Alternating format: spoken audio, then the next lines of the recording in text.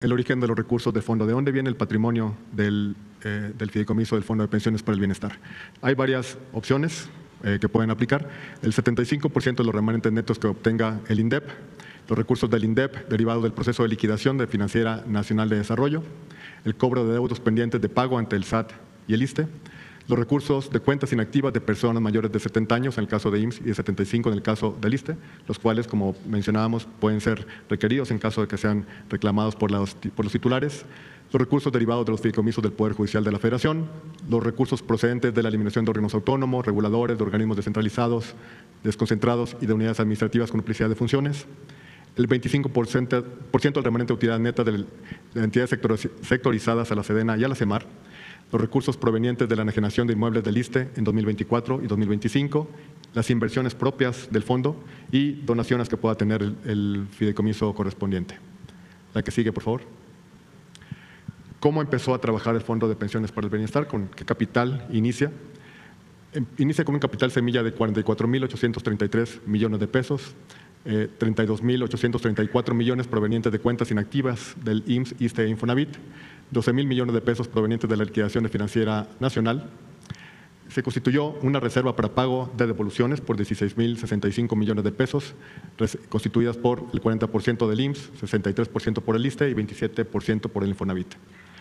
El fondo contó con un saldo inicial para pago de complemento de 28.768 millones de pesos y se estima que tenga ingresos subsecuentes por cuentas inactivas en IMSS, ISSSTE e Infonavit en promedio de 11.000 millones de pesos anuales entre el 2025 y 2029.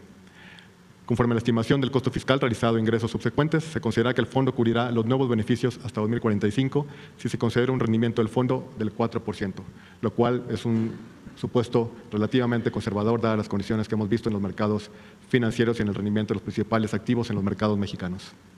El saldo del fondo al 26 de marzo del 25 es de 46.976 millones de pesos. La que sigue, por favor. Vamos a platicar, digamos, cuál es el estatus y cuál ha sido la dinámica reciente y vamos a concluir con unos ejemplos de cómo funciona en concreto el complemento de pensiones del Fondo de Pensiones para el Bienestar. Víctor. Muy rápidamente, aquí simplemente lo que estamos viendo es que a partir de los 60 días que estableció el decreto, es decir, el 1 de julio de 2024, cada mes se han ido pagando los complementos de pensión a los trabajadores que han ido retirándose. Y por otro lado, el segundo objetivo del Fondo de Pensiones para el Bienestar era garantizarle a los trabajadores de cuentas inactivas que sus recursos estarían siempre a su disposición.